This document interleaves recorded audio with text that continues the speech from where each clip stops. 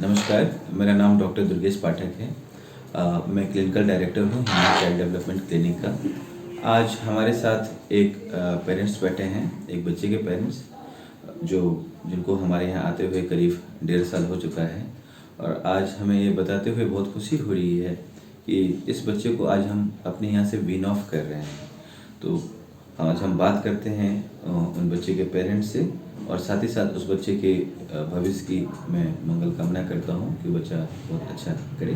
ठीक है। सर, सबसे पहले आप तो हमें ये बताइए सर कि आपको हमारे यहाँ के बारे में सर कैसे पता लगा सर हमारे क्लिनिक के? जी सर, सबसे पहले जो मुझे पता लगा इस क्लिनिक के बारे में, वो मेरी वाइफ ने सजेस्ट किया था। वो ऐसे पता लगा कि ऐसे ही हम बच्चे के लिए थेरेपी सेंटर ढूंढ रहे थे, और ऑनलाइन हमने सर्च किया कि बेस्ट क्लिनिक सेंटर बच्चे के डेवलपमेंट के लिए कहाँ है। तो हमें पता लगा, सबसे पहला जो नाम पॉप हुआ उस पर हिमांश CDC करनाल का।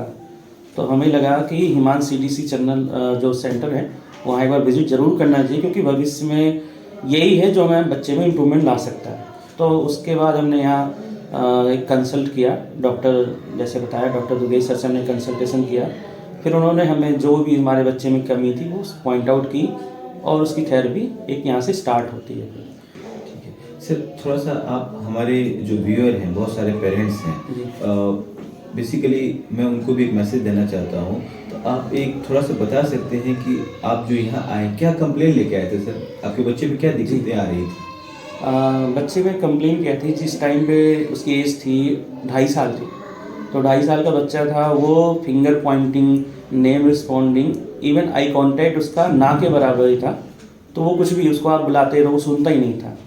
और वो बस उसको ये था कि वो मोबाइल में लगा रहता था। मोबाइल से जितना उसने सीखा ABCD या कलर वो सब सीख गया, लेकिन फिंगर पॉइंटिंग, नेम रिस्पॉन्डिंग कुछ भी नहीं है। उसको ममा एंड पापा वर्ड पता है, लेकिन ममा एंड पापा कौन है ये नहीं पता। तो ये हमें लगा कि बच्चा तो हमें रिस्पॉन्ड ही नहीं कर रहा है, और उसको कुछ भी कहो सुनता ही नहीं, वो अपने मोबाइल में ही गुम हो जा रहा है। सर, जैसे आप हमारे यहाँ थेरेपी स्टार्ट किए, जो भी हमने आपको जितने फ्रिक्वेंसी हमें रिकमेंड किया रेगुलर सेशन के लिए, बच्चा पूरा हमारे पास आया। तो सर एक थोड़ा सा आप हमारे व्यूअर को ये बता सकते हैं कि करीब जैसे आप कब कितने दिन हो गए आपको यहाँ आते हुए, और आपको कितने टाइम के बाद एक विजिबल चेंज थोड़ा सा, देखिए ऑल ऑफ ये सडन तो होता नहीं है, और ग्रेजुअली जैसे होता है, आपको कितने टाइम के बाद आपको इम्प्रूवमेंट दिखा बच्चे में, जरा आप बता देंगे? सर जैसे मैंने बताया, जब हमने यहाँ कंटिन्यू किया अपने सेशन बच्चे की थेरेपी सेशन को, तो उसमें हमें जो इम्प्रूवमेंट बेसिकली स्टार्ट हुई दिखनी, वो आफ्टर 1 मंथ मीन्स उसके नेम रिस्पॉन्डिंग में थोड़ा सा चेंज आया। उसको रिस्पॉन्ड करो तो बोलते थे, वो रिस्पॉन्ड करना स्टार्ट किया। मैं नहीं कहता उस टाइम पर उसने परफेक्ट कर लिया, लेकिन स्टार्ट किया। और उसको हेलो, बाय और ये सब वर्ड मतलब इंट्रैक्शन थोड़े आ गए थे। ये 1 मंथ के बाद हुआ था। मतलब जब हमने रेगुलर, हमने ये नहीं था कि आज क्लास करा ली या कल छोड़ दिया, ऐसा नहीं। हम रेगुलर कंटिन्यू करते रहे क्लासेस को, और उसके बाद ही ये इम्प्रूवमेंट मिली। तो मैं ये कहना चाहूँगा, जिसको भी थेरेपी करानी है वो हमेशा उसको कंटिन्यू मूड में, कंटिन्यूस करेंगे तभी कुछ इम्प्रूवमेंट दिखेगी। अगर आप ऐसे सोचेंगे कि महीने में हम 4 दिन आएंगे तो इम्प्रूवमेंट ना के बराबर ही मिलेगी। तो थोड़ा सा पेरेंट्स को ये है, उनको कंटिन्यू ज़रूर करना पड़ेगा। ठीक है सर, एक हमारे सोसाइटी में बहुत आम तौर पे देखा जाता है कि ये सब चीज़ों के अवेयरनेस बहुत कम होता है, और मैं चाह रहा हूँ जैसे आप खुद एक पेरेंट्स हैं, और जो हमारे और भी पेरेंट्स हैं उनको भी एक मैसेज जाए, क्योंकि आमतौर पे ये देखा जाता है कि बच्चे बोला नहीं, स्पीच डिले है इसका, 2 साल तक नहीं बोला। तो हमारे यहाँ बोला जाता है ना कि कोई नहीं, हर बच्चा तो हमारा जो है धीरे धीरे बोलना सीख जाता है।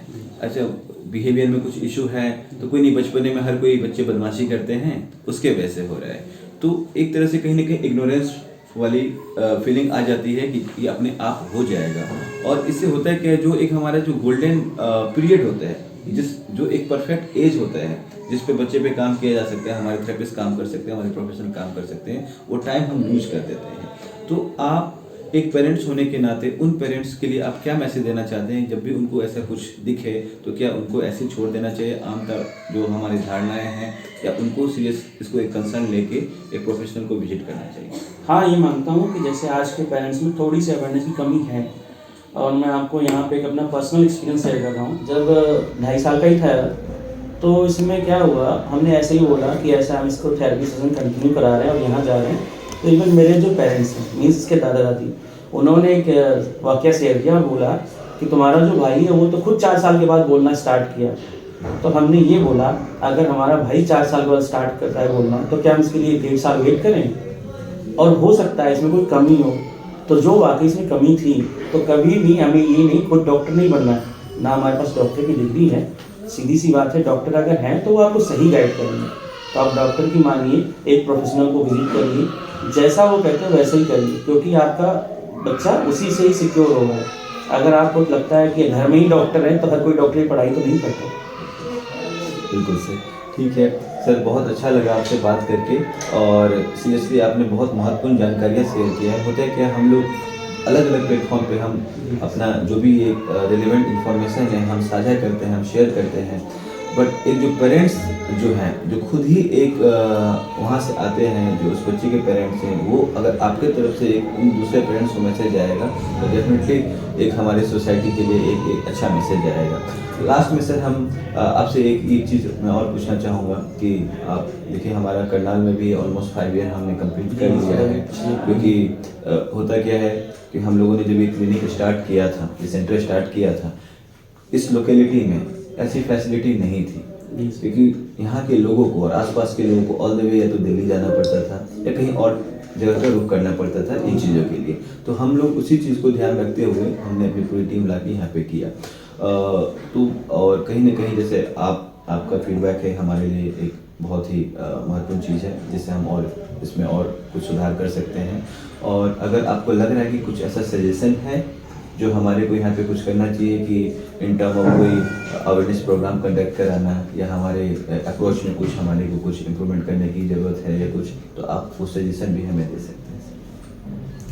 सजेशंस के लिए सर देखिए, ये परफेक्ट सेंटर है, तो इसमें मुझे नहीं लगता कोई और इम्प्रूवमेंट चाहिए। देखिए इम्प्रूवमेंट टाइम टू टाइम होंगी, सेंटर में भी होगी, बच्चे में भी होगी, लेकिन ये है कि आपको सेंटर पे एक थेरेपी सेशन जरूर कंडक्ट करना ही करना है।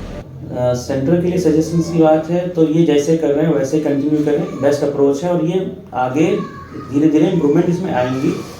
और रही बात पेरेंट्स के लिए मेरा एक सजेशंस है कि बच्चा जब तक 5 साल की एज तक नहीं होता तो प्लीज़ उसको स्क्रीन टाइम उतना ना दें कि जिससे वो बच्चा एक बिगड़ जाए। मीन बिगड़ने का मतलब उसके बिहेवियर चेंज होते हैं, वो क्रैंकी बिहेव करता है।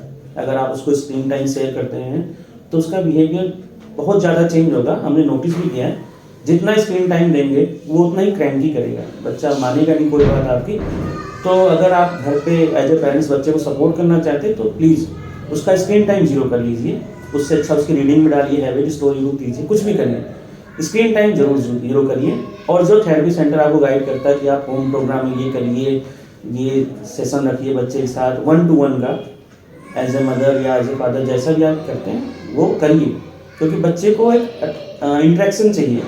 वो नहीं चाहिए कि आपको 1 वे कम्युनिकेशन, आप उसने टीवी देखा, टीवी में जो मिला और उसने वही सीखा। उसको 1-to-1 करेक्शन, आप बोलिए वो सुने, वो बोलेगा आप सुने, ये उसको एक इंटरेक्शन जरूर चाहिए होगा। Thank you so much sir, आपके महत्वपूर्ण टाइम के लिए सर, वैल्यूबल टाइम के लिए और वैल्यूबल सजेशन के लिए भी सर। और साथ ही साथ सर मैं अपने पूरे सेंटर की तरफ से, पूरे स्टाफ की तरफ से आपके बच्चे के उज्जवल भविष्य के लिए सर मंगल कामना करता हूँ और आशा करता हूँ वो बहुत अच्छा करेगा sir. Thank you so much. Thank you. तो ये थे हमारे एक पेरेंट्स, जैसे आपने देखा कि एक हैप्पी स्टोरी हमने एक शेयर किया, और इसी सीरीज़ में हो सकता है आने वाले कुछ दिनों में हम आपको और भी ऐसे हैप्पी पेरेंट्स से मिलवाएं और हम अपनी सक्सेस स्टोरी आपके साथ हम शेयर करें। साथ ही साथ अगर आपके पास भी ऐसा कोई, आपके आसपास कोई अगर ऐसा बच्चा दिखे या आप उनके पेरेंट्स हों तो जिसमें कुछ न कुछ अगर मान लीजिए स्पीच डिले है या कुछ बिहेवियर हमारे चेंजेस आते हैं, तो आप हमसे निस्संदेह आप हमसे संपर्क कर सकते हैं, आप हमसे कांटेक्ट कर सकते हैं। जो भी हमारा फेसबुक है चैनल है, हमारा इंस्टा का चैनल है, हमारा यूट्यूब चैनल है हमारा, आप तो या तो इन सोशल मीडिया जो अलग अलग प्लेटफॉर्म है उसके थ्रू हमसे आप संपर्क कर सकते हैं, या नहीं तो आप डायरेक्ट हमारे क्लिनिक पे भी विजिट कर सकते हैं। और नंबर आपको यहाँ पे स्क्रीन पे दे दिया गया है, आप उसके थ्रू भी हमारे साथ कॉन्टैक्ट कर सकते हैं। Thank you so much.